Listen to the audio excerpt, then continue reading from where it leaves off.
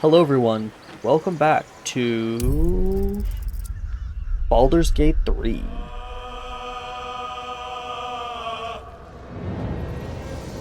So, what we're gonna do today is just finish the Shar stuff a little bit, also explore a little bit in...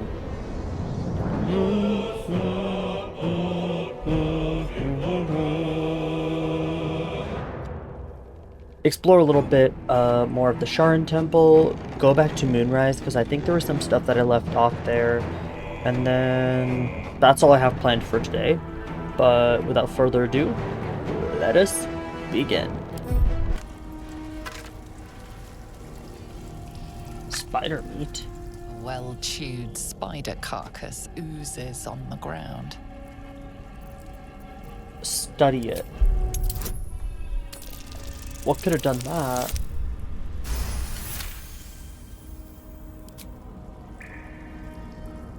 Fresh bite marks, an old puncture wound, and a faint pulse of something not entirely natural. Scan the meat for signs of magical interference. Huh? Gale, this is your region. Help us.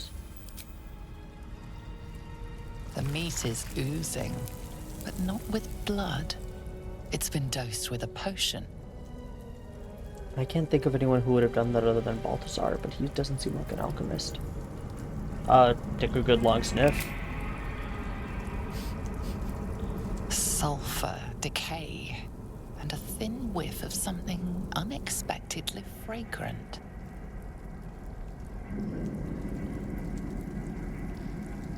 See, you said sulfur, and now I'm thinking like Raphael. Because, like, don't devils or whatever, when they move around, or his servants, like, they leave behind a little bit of sulfur. I'm gonna lick it. I'm just not sure how if it'll do something to me.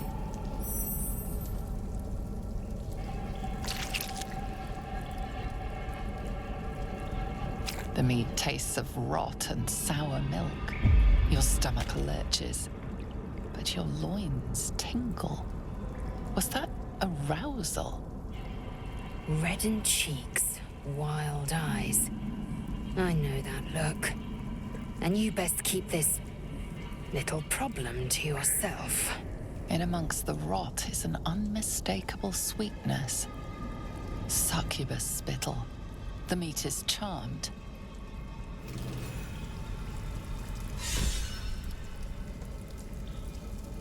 What does this even mean? I don't understand what that meant.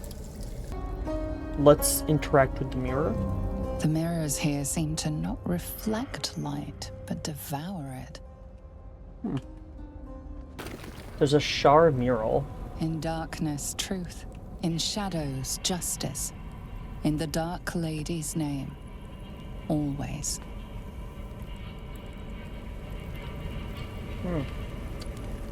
Okay.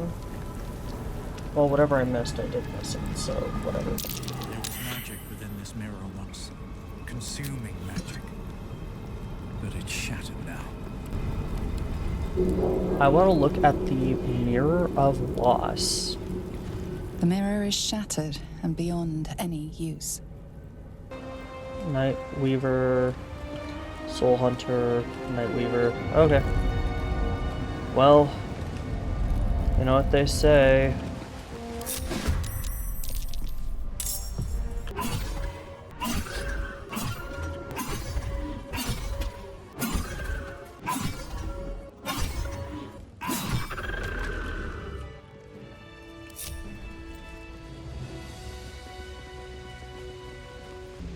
Alright, let's do Riddle of the Night. What can silence the night song?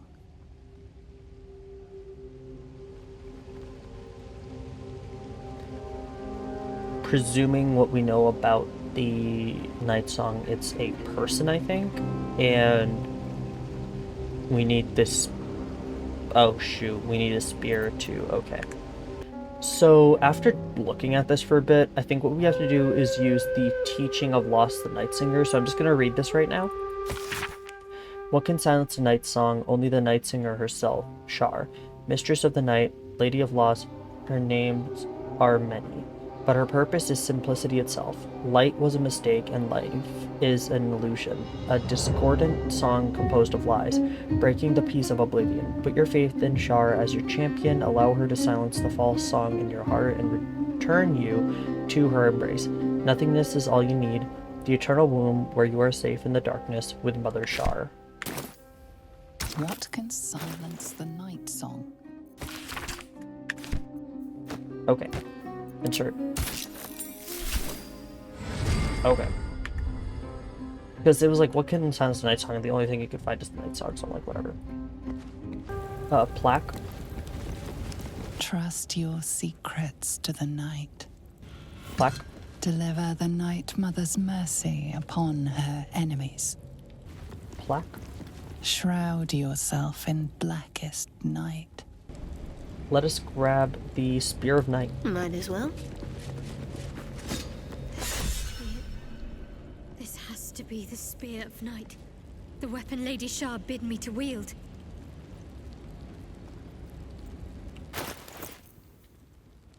Okay.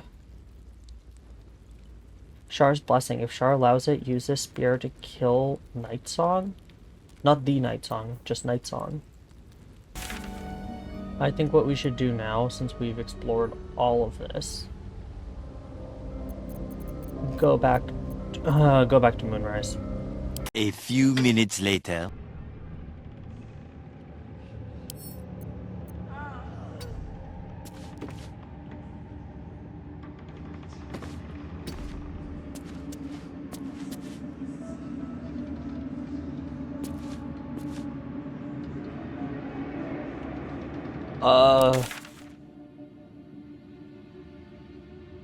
Looks like we found out what was making that noise. Hold up.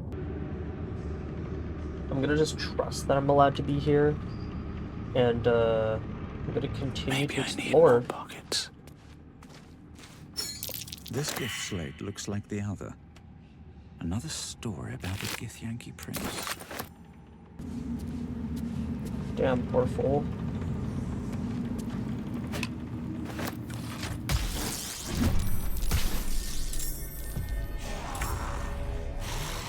Are these trapped? These might have been trapped. That's curious.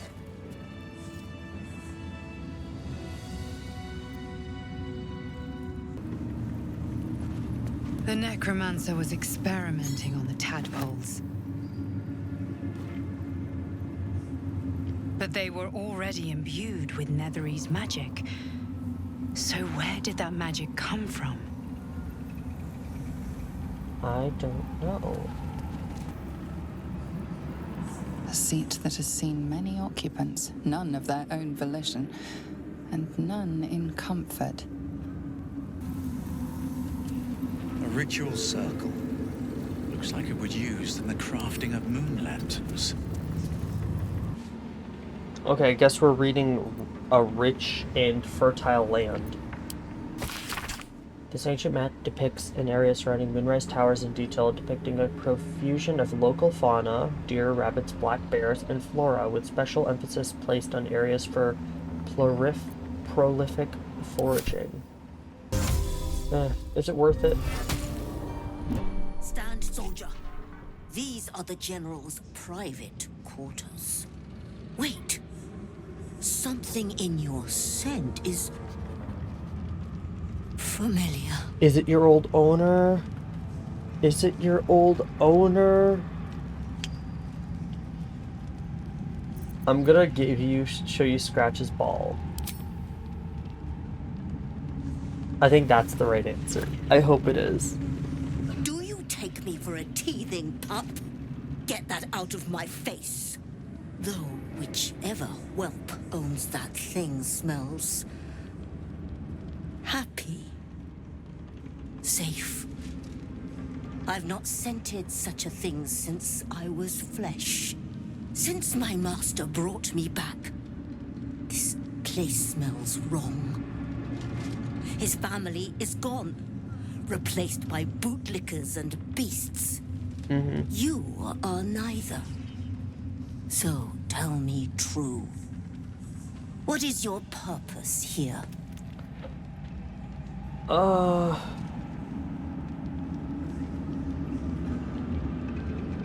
To serve Ketheric as loyally as you do. I'm sorry. Good. Death itself cannot release you from that duty. Now be about your business, whatever it is. My scent seems to trigger a memory in you. What was it? Not your scent. Selûnite magic on your skin. The general once smelled that way when his daughter still lived. I died the same night she did, my master says, trying to protect her. I do not remember, but he brought me back. I will not fail him again. Yes, soldier. Would it be alright if I gave you a scratch? You'd be the first of the general's soldiers brave enough to try.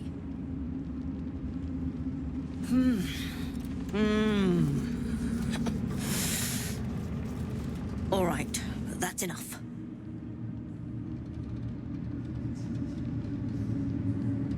I want to take him home. Can I take the bear head? Damn it.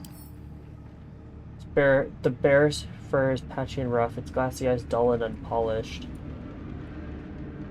Okay, that looks really cool though. Okay, plaque. Melodia Thorn, loving mother, beloved wife. Her light will never be forgotten. That's not what it seems. I see you, shapeshifter.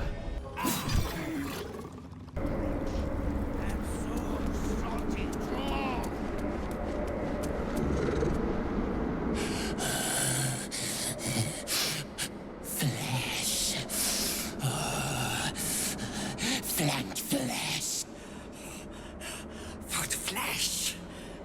So we got vampires. Silence! We hunger, true soul. The Absolute promised us a feast of corpses, and still we starve. I have something in my pack if you'd like. Foot flesh. Scraps. The real feast is below. They drop corpses down into the tunnels. Enough to feed an army of us. If the Absolute will not share her dead flesh, we will tear it from the backs of the living. As the symbol glows, power courses through you. Authority.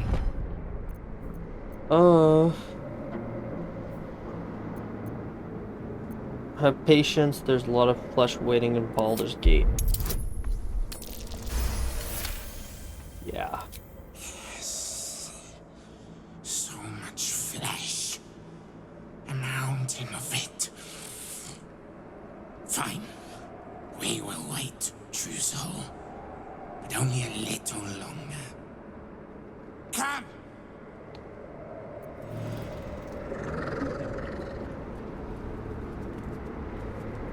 Where are they?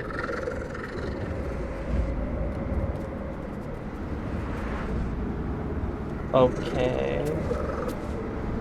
That was kind of weird, low-key. Okay, so what we have right here is all the books that we've collected throughout this episode. So without further ado, let us begin with Reflections upon the Mirror of Loss.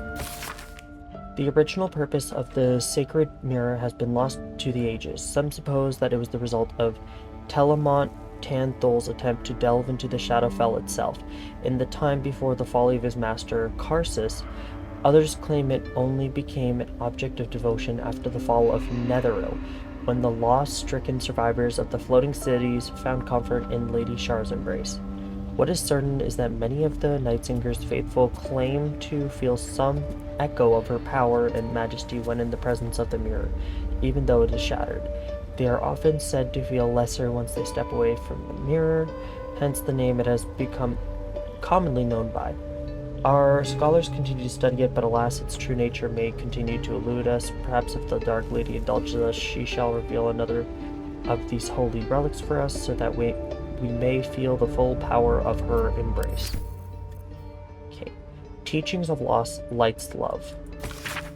Love is the cruelest of all the lies used by Lady Shar's foes. It is a disease, one that can ensnare hearts for a lifetime over something as slight as a passing glimpse. Love is arson, a destructive flame, offering fleeting light and comfort to the ones who feeds it, while insulting Lady Shar's cold, infinite darkness. Extinguishing the fires of love, they shall burn you with their heat, choke you with their acrid smoke, and in the end leave you with nothing but cold ashes and a hungry heart. Closed library section. Only those who have proven themselves worthy to the Mistress of Night are invited to look upon her secrets. 4 controls adorn these walls. 1 permits entry.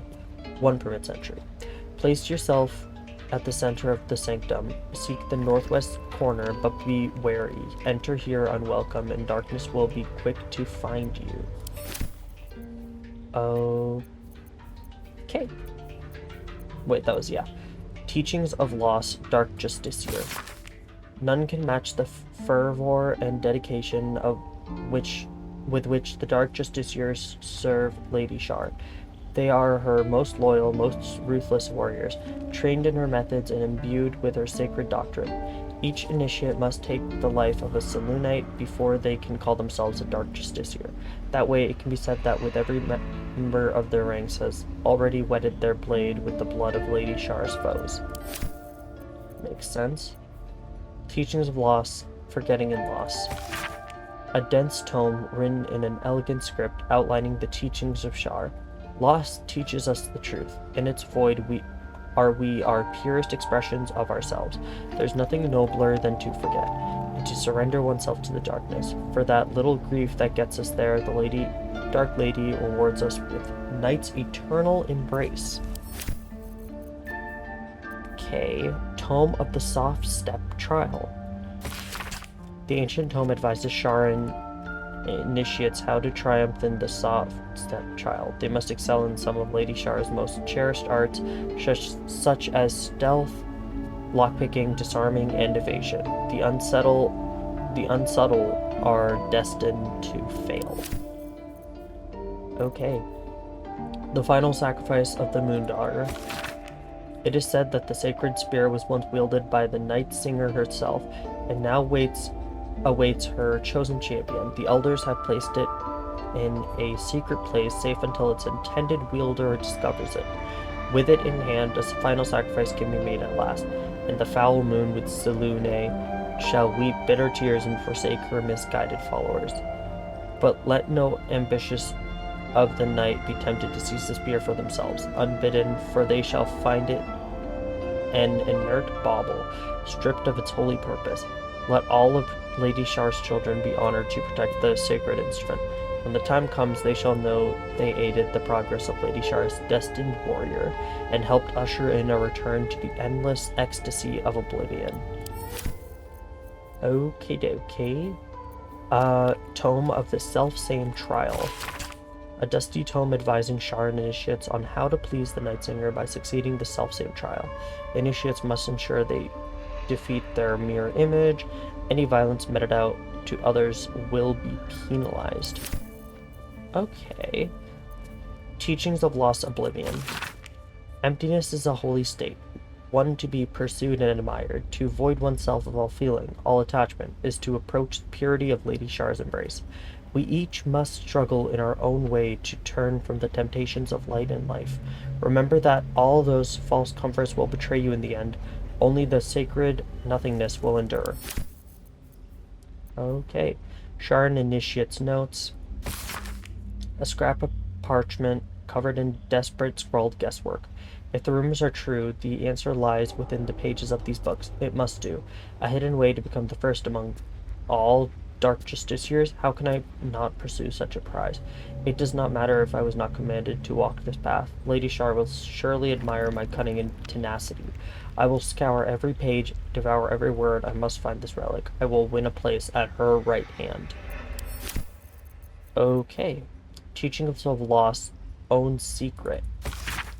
Lady Shar knows what you bury deep inside your spirit. She knows what pains you and what gnaws away at your very being. Be open with her about your failings. Let her place the soothing hands of oblivion upon your wounds. Let her know you utterly so she can release you from your shackles. Engraved Githyanki disc. Once again, your mind opens to Lae'zel, and she considers the disc. More writings on Orpheus, the so-called Prince of the Comet.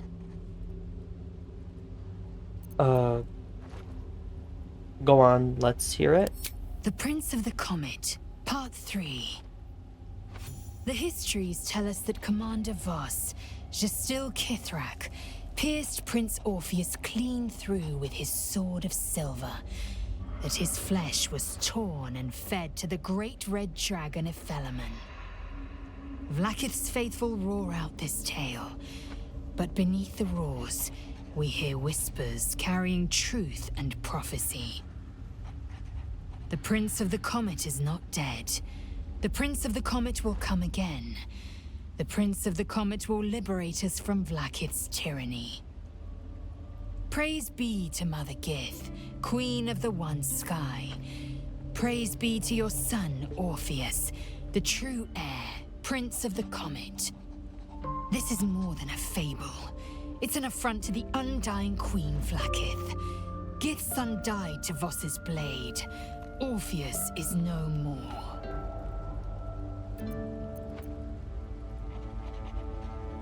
I do want to know.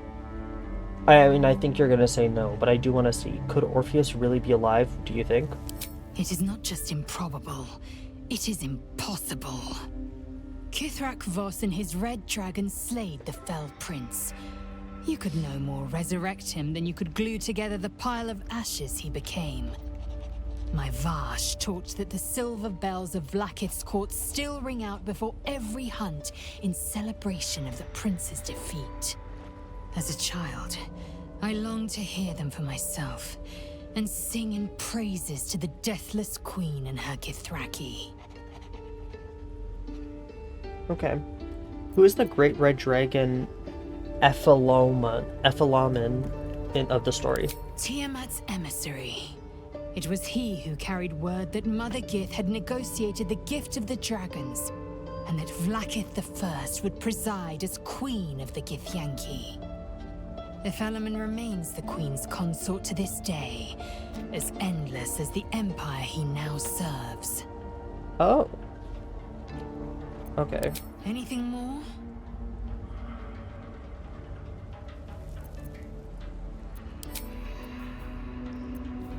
Okay, that was the Orpheus Prince of the Comet Part 3. Okay. Clasped Book. This is a log on the work of one of Balthazar's necromancers, Cressa Bone Daughter, dated 10 days ago. After the state the Fallen One was in, I never expected Cressa would be able to save it. I'd hoped the usurped thing would die. That's what it would have wanted. It's not as if Cressa studying it is going to prove much. It was damaged in the attack far beyond what the mere tadpole could do. But she seems fond of the foul creature. Let her play with it. Another entry seems to be written into this log, dated a 10-day later. I should not have, in hindsight, let Cressa keep her pet. Ever since it was shipped onto one of the nautiloids to be deployed, she has been inconsolable. It won't survive out there. It needs me. It isn't like the others. The feral thing will make a fine warrior for the Absolute. And now my best assistant is distracted thinking about it.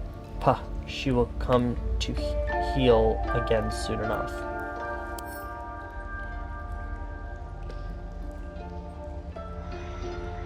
Oh, okay. Okay. Is this the... Yeah, okay. Attention, acolytes. A reminder, acolytes are permitted entry into my chambers for the sole purpose of collecting moon lanterns. My library is not to be tampered with. While the Absolute appreciates your eagerness to learn, my bookshelves do not. Any request to borrow from them must be given to me in advance and are like to be refused. Should you desire information on potions, do not think to read any tome on the subject here. They are inclined to grant more knowledge than the written word could provide. Remember, the Absolute's purpose is better served by a beating heart than a poisoned mind. Though, if you choose death, I will ensure you serve her still. Okay. Alright. Next up, we have Balthazar's Personal Notes 2. Okay. Note, install a drain beneath library's conventional medicine shelf. It's wasteful to let all that blood seep through the flagstones and it will rust the spikes beside. Line slashes through the above, the same hand in fresh ink below. Disregard, the smell gives me sweet dreams. The fuck? Okay. Goblins. The Maglubiate Gambit. Goblin troops, though crude and a bit dim, are valuable because they are adaptable and can be fitted into a number of different military roles, excelling as archery, skirmishers, and warg cavalry scouts. If rigorously drilled, some can function as disciplined phalanxes armed with half-pikes, and even the ones who can't be trained to march in step can serve as prime catapult fodder. The key to recruiting a tribe of goblins is their profound respect for their priests, who lead the tribe members in the worship of all-conquering Maglubiate. Therefore, let the high priests of the 7 tribes of the southwest Sword Coast be invited to a ground council, a feast where they will be well fed, well flattered, and well lubricated with jugs of plunk laced with a mild paralytic.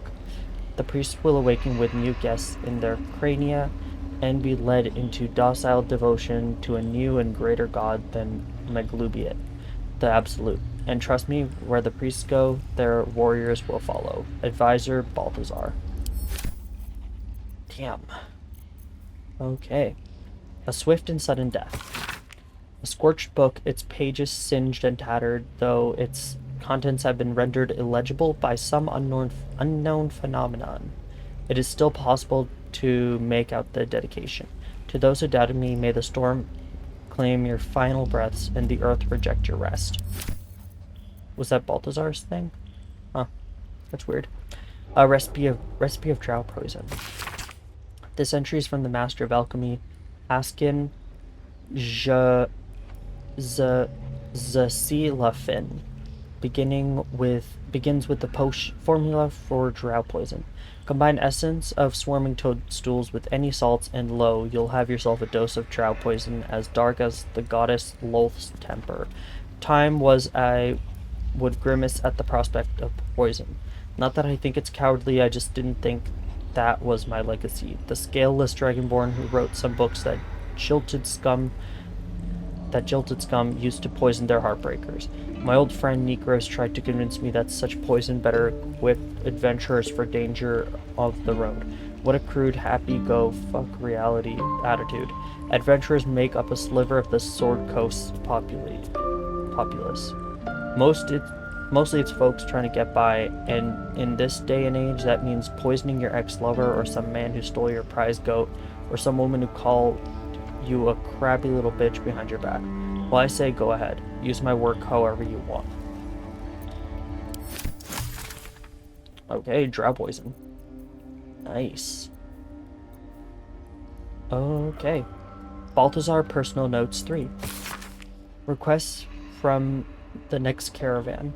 Any works by Mordenkainen must catch up on current events. No Volo. Better a century of ignorance. Volo. Why do I recognize the name Volo? Anyways, Hinvelum holds ink like no other. Could harvest from an acolyte. New copy of Swift and Sudden Death for library. Current volume badly scorched. Who the heck is Volo, really quick? I recognize the name Volo from stuff. Any works from Mordenkainen must catch up on current. No Volo, better a century. Big. Volo's the freaking dude, like the fictional writer that we met. I forgot about him. I was like, why do I remember that name? Because it's Volo, the goofball. Anyways, knowing that that was his personal notes, that's interesting. Research notes. I have redirected, this should be Waldazar's. I have redirected some materials from beneath the tower. I plan to simply raise what forces I need inside the mausoleum itself, but the general prefers that no more of his family crypts be disturbed. Even so, I may have no choice. The temple will not surrender the Night Song so easily, and the general's invulnerability depends on it. I'm sure he will forgive a little transgression if it frees the army to move on to Baldur's Gate at last. Oh. Okay. Okay. Invasion plans for Eltergard. A map of Eltergard centering on the city Eltergard and showing the nearby towns of Triel, Scornabel, and Vesterek. A series of concentric lines surrounding the city with all avenues of escape blocked off. Plans for a siege. It's weird that it didn't allow me to stack it with the other one here. Okay. Unsent letter. Balthazar, I thank you for returning what was mine, and I have no doubts all will be well once the war is won. After that, I believe our business will be concluded. A different life, a better life awaits. General Ketheric Thorn. Oh. Okay. Invasion plans for Baldur's Gate. A map of Baldur's Gate depicting Upper City, Lower City, and Outer City as far as Worm's Crossing, as well as Grey Harbor and the near course of the Chianthar. Arrows show the intended progress of the armies of the Absolute, with weak points in the city defenses marked with X. Missive from Gortash. General, given what we know from my research about the Gith artifact, I can't emphasize enough how critical it is that it be recovered. The power that artifact contains can boost our own efforts to unforeseen levels, but if it falls into the hands of enemies of wit and persistence, it could bring down all of our plans and schemes. The body of our hand-picked captain for the artifact raid wasn't found in the wreckage of the Nautiloid, and I'm not at all easy in my mind about that fact. Find the artifact, employ rigorous means, do not fail. Lord Gortash. Okay. Letter to Ketheric. My darling husband, I know my time is drawing near. I don't want to leave you, I don't want to leave our little girl, but I'm not writing to lament our lot. It's ours and no others. Though the city of judgment is dark, I know Our Lady's light will find me even there. I will see her shining spires and walk the silver gardens we both dreamt of. I go to my reward and leave quite a task to you yet, my heart. Selune's light shines bright in our little one, but she will need a light to keep on her path. I have no doubt that she will keep you on yours. It is the same path, Our Lady's light, and one day I know it will bring you both back to me. Only not too soon, I hope. I won't say goodbye, there is no loss, only temporary separation. How I love you, forever, Melodia. A letter from Ketheric's wife. Sounds like she loved him. Very much. It did. Yeah. Yeah, anyways. Ketheric, okay. Suelto's Ethics of War. The Ethic of War by Christina Suelto. My colleague Amaps proposes fair rules of engagement in times of war and forgiveness upon victory. Are we to spare our enemies, then, once they have fallen to our might? Are we to put all hatred behind us once surrender is offered? Indeed not. For what shall we do once our opponent gathers new armies and masses them once again along our borders? We shall wage another war and count the lives snuffed out by our own magnanimity. Once an enemy kingdom is conquered, it must be razed to the ground. Only then can we be free of its specter. So that's what Ketheric believes. Interesting. Okay. Apostle Diary. Most of the texts have been scoured away by time, but what remains appears to be some form of ritual incantation. Your white ribs, the pillars, your bleached skull, the dome. Take on Apostle's final form. Cathedral route. A blessed bone. Apostle? But of which god? Weird. Okay. that was the Apostle Diary. Now what we have is the Attracting Drow Exiles. Dictated to scribe Yanthus by General Ketherick. Sweeping up individual drow renegades is not giving us the cadre of Lolth-trained veterans I want for our staff and office corps.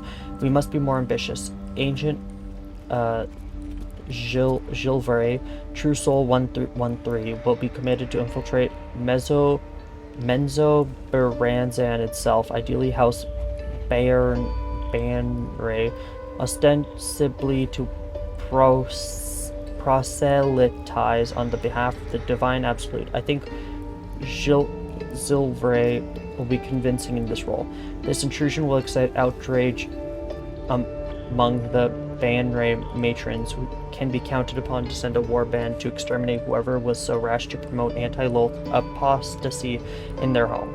Zilvray will have left a clear trail back here to Moonrise Towers, where the warband will find not a circle of red tag Hederics, but an army in the making. I will parley with the drow leader, but as we negotiate, her warband will be ambushed and every drow warrior we capture will be tadpoled. This accomplished, the warband leader will meet the same fate, and thus we shall acquire our cadre of hardened Underdark warriors. And all it will cost us is the life of loyal Agent Zilvray. But he is, truth be told, a tedious enthusiast, and I will not miss him. I can't through. Damn. Okay. Elder Brain Domination. Confidential, dictated to scribe Yanthus by General Ketherick. Young Gortash's plan to enslave an Illithid Elder Brain and make it our marionette under control of the Crown of Karsus has proceeded almost without flaw, barring the slight delay while our ballless allies sort out their leadership conflict. The weak point must surely be the sharing of the Netherstones. It was necessary to secure my engagement and that of the murder cult, but eventually it's certain to fracture our fragile alliance. Clearly, all three Netherstones must be controlled by a single leader, me by preference, but not until after all the stakeholders have made their essential contribution. Gortash fears that, energized by the dark energies of the Crown, the brain we now call the Absolute will eventually metamorphosize into something new and more difficult to control. If he's right, the need to invest the power of the Netherstones in a single wielder is urgent. Even more so in that Enver Gortash at last must be thinking the same way. Okay. Charred Prayer Book. My dark goddess, when I lost my daughter, I learned my purpose. My dark goddess, when I learned my purpose, I gathered the flock. My dark goddess, when the flock was full, I punished the wicked. My dark goddess, when the wicked struggled, I struck them down. My dark goddess, I am yours. Okay. Stained letter. My darling daughter, I hope it said stained. My darling daughter, when you were a little girl, I would often watch you play with your dolls and your cousins and picture myself an enormous, opaque, and silvery shield surrounding you, protecting you. I knew somehow deep within myself that no harm could ever befall you, because I would not let it. Though the healers say I may pass into the city of judgment soon, know this, darling daughter, I am always around you, I am always with you, and the Moon Maiden will never allow you to bear a burden you cannot carry. I love you forever, a love that has no death. Mama.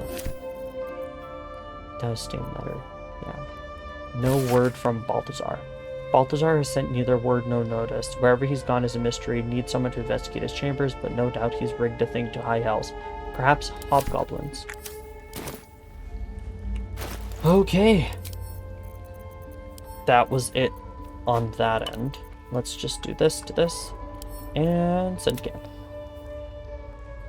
Hey, Gale. How can I help? The night song sounded useful. Could it save you from the orb's detonation? Alas, no. The charm Elminster granted me requires my death as the spark that will light the orb's fuse. Making myself invulnerable, immortal, or in any other fashion unkillable would render it useless. And gods only know what it might do to the orb itself. Still, I see no harm in learning what we can about this night song. And if we manage to find it, the harm will be all Ketheric's. So, well worth indulging our curiosity. Okay. Okay. Okay, thank you guys for joining. If you enjoyed, I am glad. I think we did a lot today. We actually do? We explored most of, like, the monastery / Sharon temple stuff. We cleared out the top floor of the, what's that place called again?